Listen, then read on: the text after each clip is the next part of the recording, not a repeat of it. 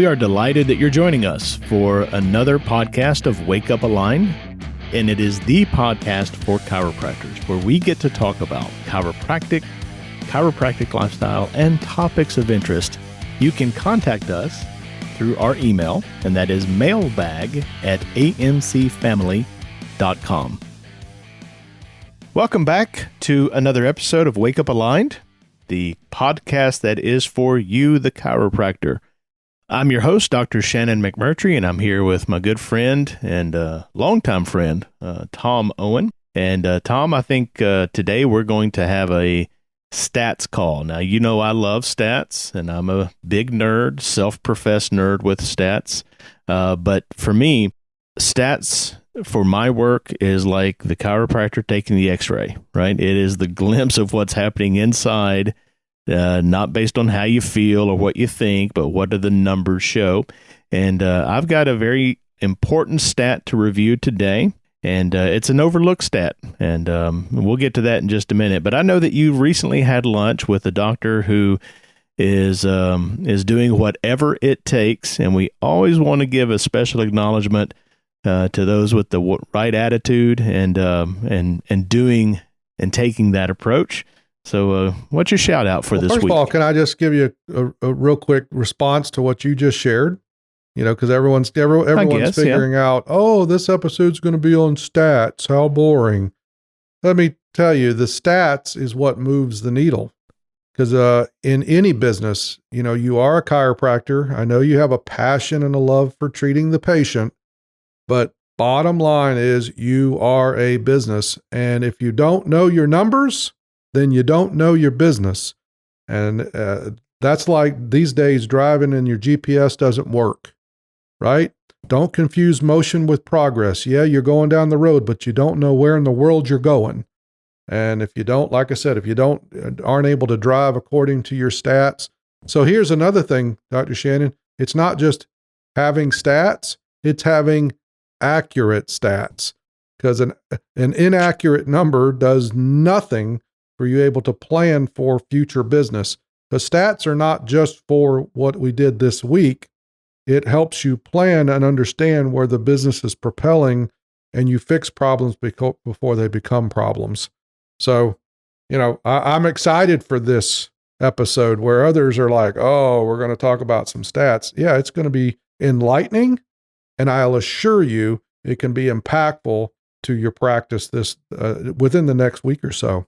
But as far as the shout out that you were talking about, I am very excited for this young man. I do have a special interest in the guy. He's just here. He's here in Jacksonville, and I met him and his wife last winter. I had the opportunity just to sit down with them and share with them an opportunity that was here in Jacksonville. And, you know, so I've kind of been a mentor or just guiding them, but not everybody, you know. Dr. Chris Hoffman, who I'm talking about, he's one of those guys that can easily come into a room, very friendly, ease out of a room, and you didn't realize what a nice guy just came in and left, right? You know what I mean? They could come in and he's just a really, really great guy, and it's a beautiful young couple. But here's their story. And why I'm so excited for them. They decided to launch and go for it. All right. And I've told him from day one, I was like, Dr. Chris, if with your willingness, your attitude of doing whatever it takes, your work ethic, and the fact that you continue to stay teachable, man, if you can keep that combination of those two components, I like your future is extremely bright. And they went for it, opening a practice here in Jacksonville, Florida, with a unique opportunity that was presented to them. But here's the thing. They are still living in Orlando, Florida, right? So they're a young couple that took this leap, and he is pretty much staying with family that's about 30 minutes south of here, 40 minutes south of here. So he's still driving 40 minutes, but all week long, they're not together, right? he's not home with his wife. And then when he goes home on the weekends, she works on the weekends. So they launched this practice back in the spring and, just going for it. And together as a couple, that's a big commitment, right? And that's not easy, especially for a young couple that they're basically newlyweds, been married about a year. Mm. So that's a lot of the story there, right? That you weren't necessarily asking for. So when I give this shout out, I'm very excited that he has been very persistent, and I've taught him, I'm like, it's not the smartest, it's not the most talented, it's typically the most consistent. I said, consistently keep your shoulder to the grindstone, don't lift your head for 2 years, but this opportunity is going to give you a success that you've only dreamed of. And he has done that. And I am so excited to say that in the last 2 weeks, they've booked over 20, I think they added some to it yesterday, but 27 new patients have booked through his community efforts. So that's not social media and things of that nature. That is actually putting the rubber to the road, as you say, and putting some tread on the feet. That is community outreach efforts. And here's the great thing is they're coming in and he's just applying the AMC aligned system. They're closing. He's getting prepays. And my favorite quote to him or lesson to him is this. I said, Dr. Chris, I said, you've tilled the ground. You've planted the seeds. Now just add water and watch what happens. Anyway, that's a long-winded shout out, but you know what? I'm just super proud. He is well on his way and the flywheel is starting to turn and he's got some serious momentum building in that young practice.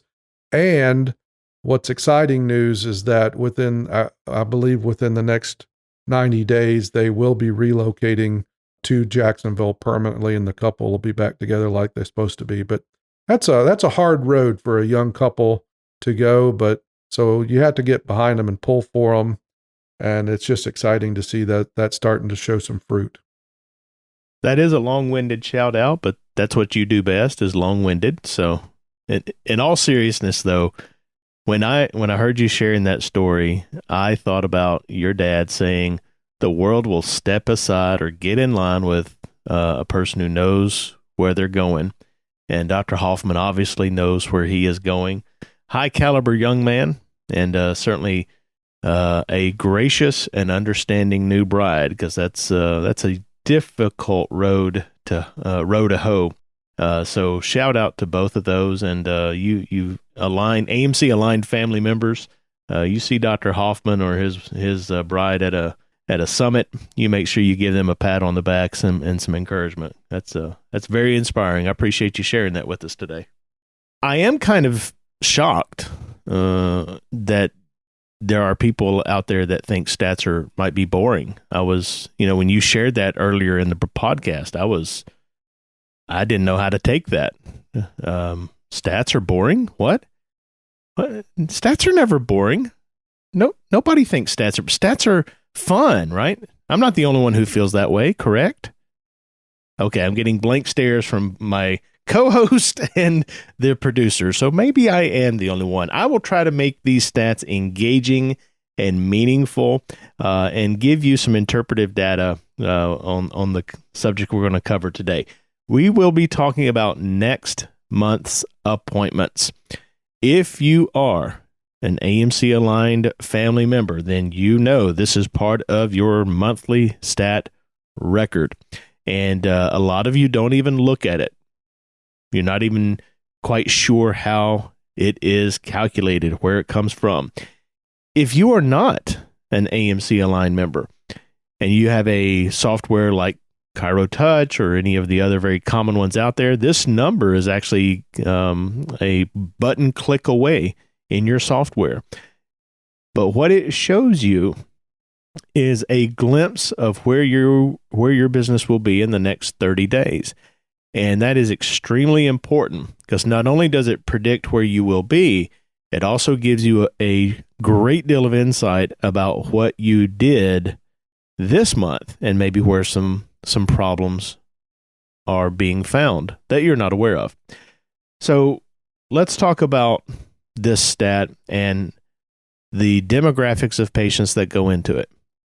If you are providing a care plan approach to your patients, then you have brand new patients coming into the office who've never been in the office before, and they are going through your intake procedures, and you are presenting a plan of care to them, a plan of action, and they are accepting that plan of care.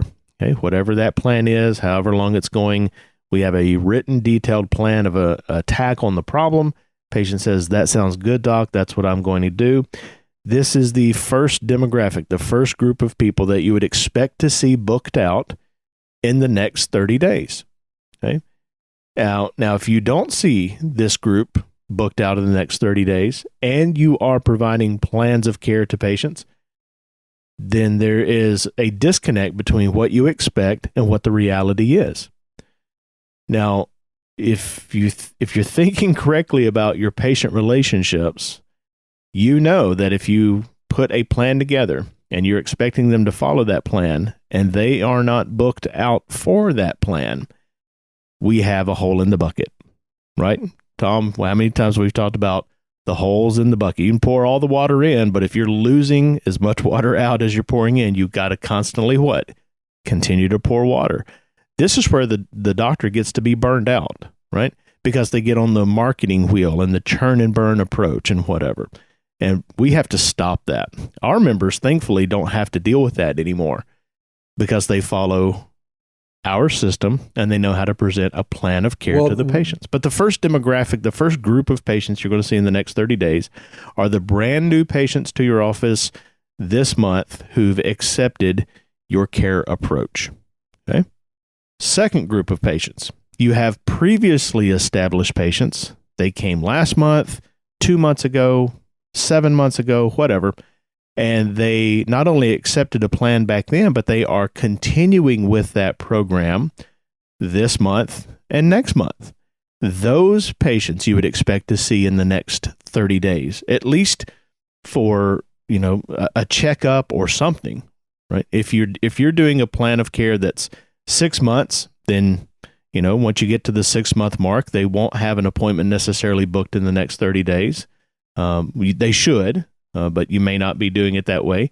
But these established patients are a separate group of patients, separate from the new patients who should have appointments in the next 30 days if you're doing a plan and they are booking those plans of care out. And you have the third demographic of patient. These are your maintenance and wellness patients. Most chiropractors, Tom, want to see a maintenance and wellness patient on a regular basis once the problems are taken care of, and they want to monitor the subluxation. They want to make sure that this patient doesn't go backwards, that we're on top of new subluxations that were to crop up.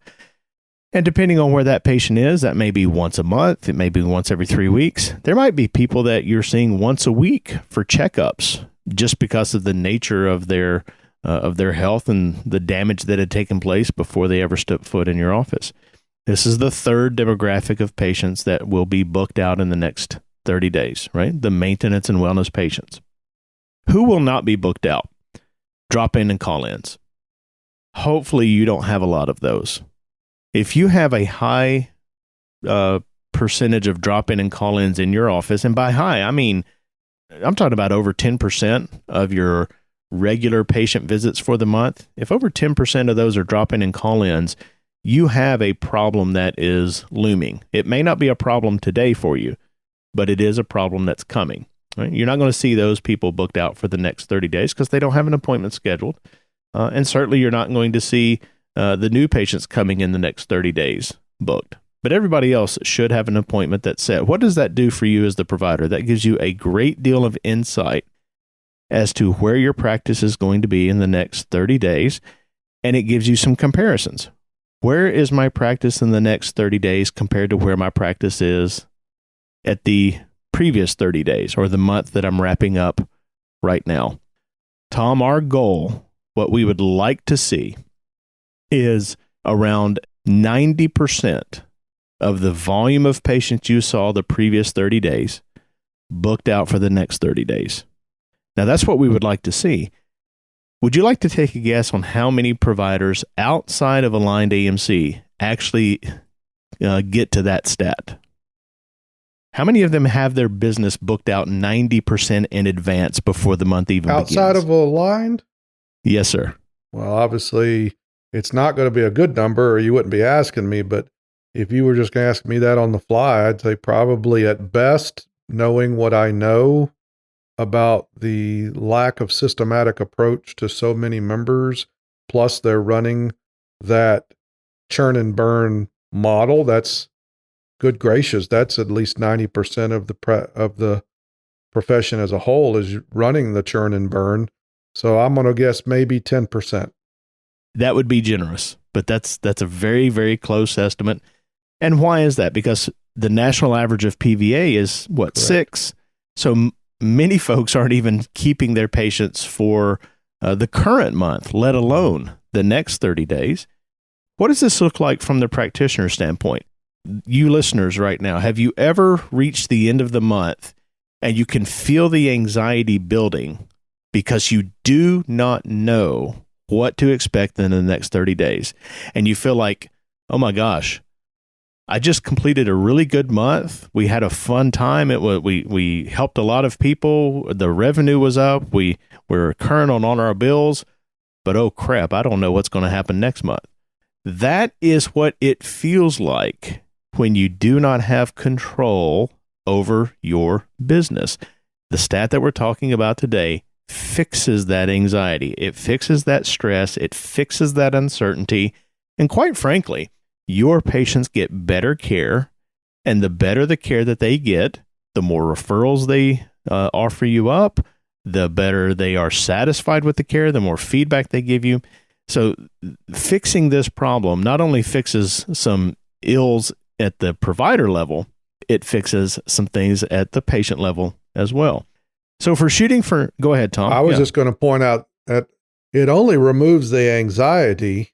Having that stat doesn't necessarily remove the anxiety, because it's not going to be a good stat if you have not shifted your model of practice to begin with. All right. So this fixes that anxiety if we're not suffering from the PVA 6 level, right?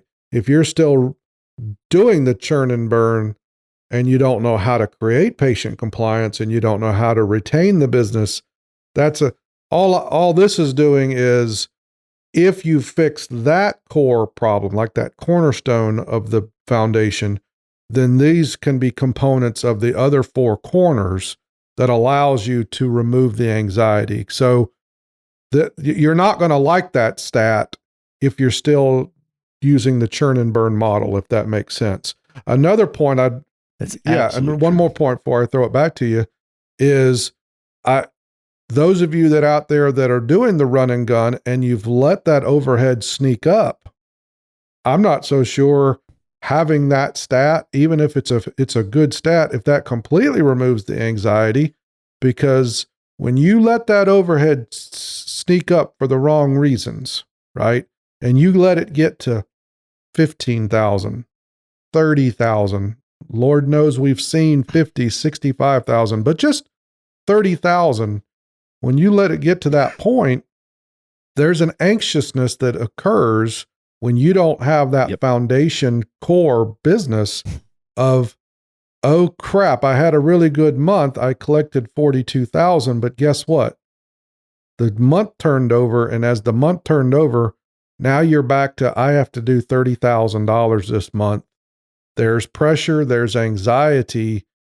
So anyway, I'm going to throw it back to you. The stat itself doesn't fix the anxiety, but if we had fixed the model and then we had kept the overhead in check, and now we are keeping this statistic and we've got this component corrected, you're absolutely right. It just eliminates that whole level of stress. And as you know, Shannon, this is a law. You can't outgrow a stress point. right? So until people get what you're talking about and address these fundamental factors in their practice model, that stress point's not going to be removed. The saddest part about that is, as a person who puts his trust in innate, the more under pressure and under stress I am, the more I'm disconnecting my spirit from creative innate, right? And that's just the reality. It doesn't respond to that pressure. It will respond to a demand you put upon it. So that, besides the business and everything else, I want those providers to keep that creative spirit and that creative innate flowing in their system. So let's get back to this stat. First question is normally, well, why isn't it 100%? If you are booking people out and you have this standard approach and this plan approach, why don't you have 100% booked in the next 30 days? Well, it's quite honestly, it's because life happens. There are people who work schedules, firefighters, nurses, other folks who just do not know their schedule beyond a certain time frame, normally every 2 weeks or so.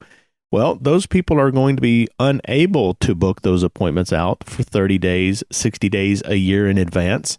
But there's a way that we can work with those, but they won't appear on your next month's appointments.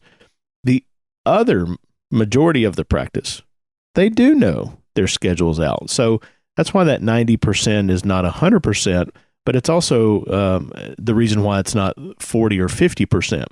Tom, what breaks my heart when I look at this stat is, as an example, a provider who has a very strong maintenance practice, right? They see 400, 600, 800 maintenance visits per month, every single month. It's a growing stat. It's exactly what that provider wants to see. And then you look at their next month's appointments, and it's half of that. They don't even have booked out in the next 30 days the maintenance appointments they saw the previous 30 days. That's a problem, because that provider's identity and their fulfillment is tied up with that maintenance and wellness, but somebody is dropping the ball with getting those appointments booked in the future. So how do we address this problem, right? If you're looking at this stat, or maybe you've never thought about it before, but you're going to go to the office and click the button and run the number and you see that there's an issue, the good news is there's really only about 4 or 5 key areas where this stat is going to be faulty, and these are all correctable areas in the practice with the right training, the right expectation, the right concept. I promise you all of these areas can be fixed, and you might have one or more to deal with. Once you get them fixed, you will be like many of the practices I'm personally working with, where they are booking out everybody that is reasonable to book out in advance, and this is a predictable number. We can project what the number should be. We see what their tally is or what their total is, and they are right in line with expectations. Just from a personal note, it's much easier for a doctor to be in a growth pattern and a growth cycle when the next month's appointments is strong. When the next month's appointments is weak or low, that doctor is now having to work a week and a half, maybe 2 or 3 weeks into that next month just to stay even. So they're trying to get growth out of just a few days or a couple of weeks of their month. And that's a very hard thing to do, right? You're putting too much expectation on too little of a time frame. Folks, we're all limited by one thing in life. We all share this limitation. We all only have 24 hours in a day. So if you're trying to load your month in such a way that the first half of the month or the first 3/4 of the month is really just to catch up on the deficiency from the previous month, and you're trying to grow in the last week, that's a lot of effort and not a lot of time to do it in. So if this problem is showing up in your practice, you're going to find the issue in one or more of these 4 or 5 areas. Number 1, you're not recommending treatment programs or plans to your patients. Now, for AMC aligned members, that is very rarely the case. People outside of AMC aligned, that is very commonly the problem. You may even be doing it verbally. We're going to see you this many times over this many weeks and this many times over that many weeks, but we don't have a written plan get offered to the patient, something that they can look at and keep track of as they receive care in your office. That's the first area. Second area, they're getting a plan, but we are not turning that plan into paperwork for the patient to take home and stay on top of their expectation of visits or treatments, right? And this may be a fault of the doctor for not filling out the paperwork. This might be a fault of the staff for not converting the doctor's plan into something that the patient can take home. But we've just failed to convert that treatment program into something that the patient can hang on their refrigerator or, have in their cell phone to remind them of their appointments at your office coming in the next few days or few weeks. Number 3, the CA, the assistant, will convert the plan into a calendar, but not take the calendar and transfer that into the appointment book. I'm not really sure why this happens, but we catch it from time to time where the CA is doing the work to go through the financial and the expectations and the calendar and all that sort of stuff, and then we just do not convert it into the appointment book. And that is a problem because now we have people who are supposedly scheduled out, but we do not know where to expect those. We don't know how to do reminder text or reminder calls. And Tom, here's the most important issue. We can't track if the appointment is missed. So provider, for listener, ask yourself if this has ever happened.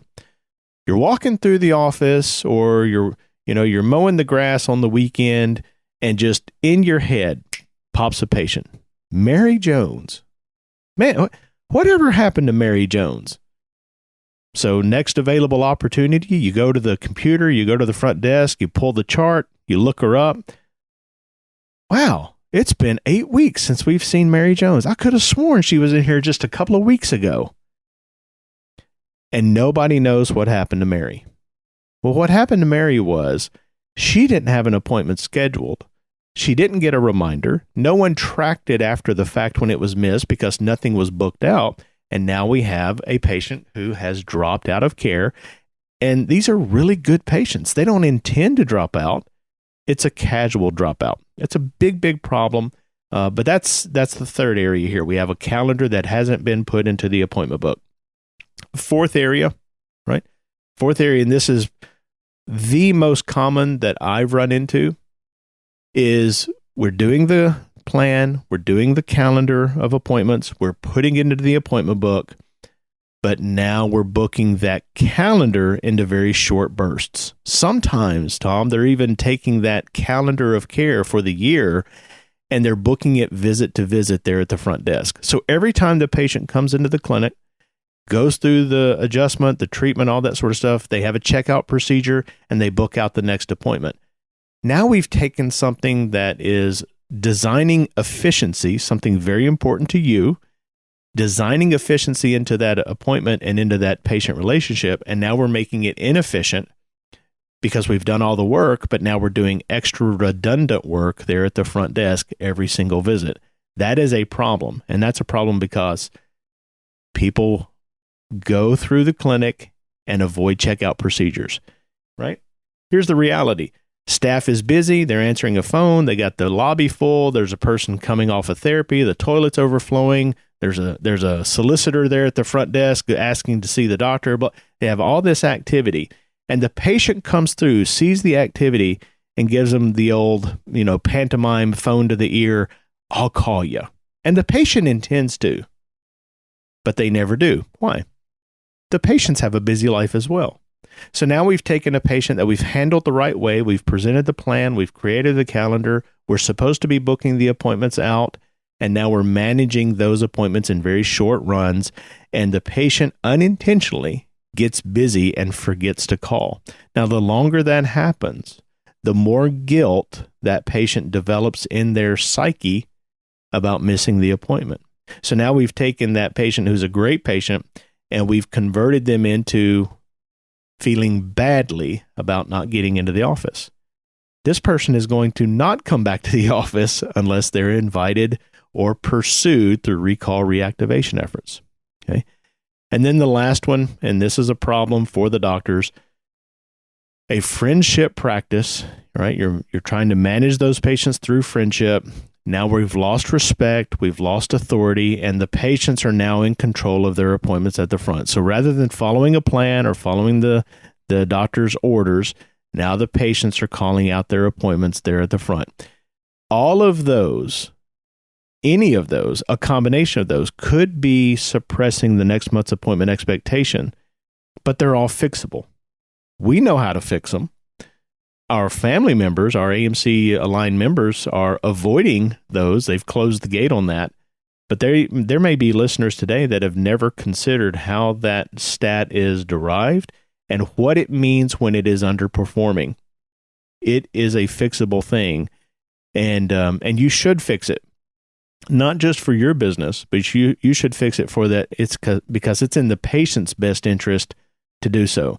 The better the care to the patient is our pursuit, right? That's our ethical and moral duty as providers, is to provide the very best that we can to that patient and let the chips fall where they may. Some of you are not letting the chips fall. You are throwing the chips down with your own choices or lack of choices.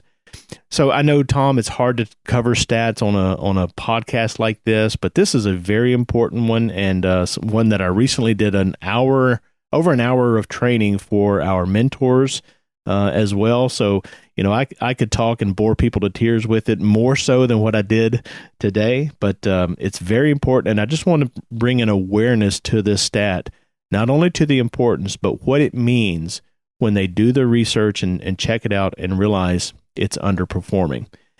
You have any thoughts or comments on what I've shared with you?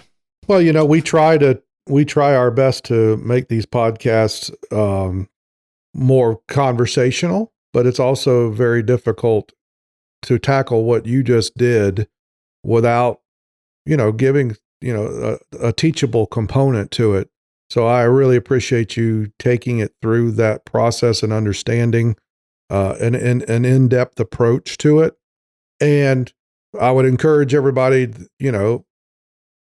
aligned members, go to the dashboard, get that understanding, get that lesson. If you have to re-listen to this episode over and over, what he just covered was gold. But a point I was going to make, Dr. Shannon, is, statistical analysis, like you said, we said, can be boring to some and all that.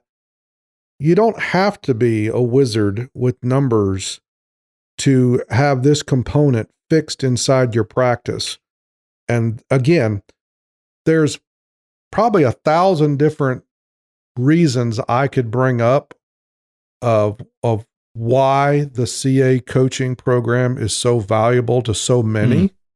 Because if you don't want to tackle this, if you just want to be the doctor that stays focused on the patients and the referrals and those components of the business, that's what a CA coaching mentor provides, is to take that factor inside the practice, training your team, developing your team, also helping hire that team. I know that you guys have had a lot of success and a lot of praise from that approach. Yes, sir. But that component, just because you want to ignore it and you didn't, you think it's boring or it's too, what's that word I'm looking for? It's diving too deep. I don't want to dive that deep. Well, just because you don't want to dive that deep doesn't mean the problem isn't there and it's not creating a stress point in your practice, and you can't outgrow stress points. So as I listen to it, it's gold. And I encourage everyone to go back through it. And I appreciate you sharing it. But as I was listening to it, I was just thinking, see, CA coaching. CA coaching addresses this and then also can help where you can't capture this off of a 30-minute podcast. And you might not even get it coming sitting in the hour-long training you're talking about, maybe that you're going to do at a summit. But if the doctor, because doesn't the doctors work alongside the CA coaching? It's not just CA coaching. So yes, that piece could be developed over time because you have that support mechanism. So, okay, it's a shout out to our CA coaching. And I encourage each and every one of you. I personally would not run a practice knowing what I know now and knowing that support system's there. That support system's going to make me probably 10 times whatever it would cost. And it takes stress and workload off of me, which I've reached a point in my career of, I don't care how much money I can make. If it's going to add to my workload, I don't want to do it anymore. Right. But if I could do something where my revenue does increase, but it doesn't add any workload to me, yeah, I'm raising my hand right now. I'm interested. Let me know. And that's what CA coaching does. So just want to give you that shout out. Yeah, I appreciate that feedback. And I'm so proud of the work that our CA coach mentors do. They don't just affect the stats and know the stats, but there's many times that they've just addressed harmony issues and team issues and, that kind of stuff inside those offices as well. So they are very special people, and that is certainly a calling that they live up to. I hope that you guys got something out of this stat this stat podcast. And Tom, I think we want to do another one, but I'd like to take it in a different flavor when talking about new patients. Want to review stats for new patients, but also do what you've had a desire to do, which is really, hey, let's review what does this look like from the new patient perspective, from day one, even before they hit your front door. There is just levels and levels of detail there that, again, we as providers, we get blind to because we see it every day and it just becomes background. So the next time we do something like this, I hope we can do it with a different flavor and really help the doctors see it from the new patient's perspective from day one. So thank you so much for joining us today. And I hope that this will be instrumental for you to serve your patients better and have a stronger, less stressful business. And we will see you on the next podcast. Until then, God bless. And one more thing before we go. If you're a chiropractor who's searching for a better way to build a more sustainable, low-stress practice, then you can contact us at amcfamily.com.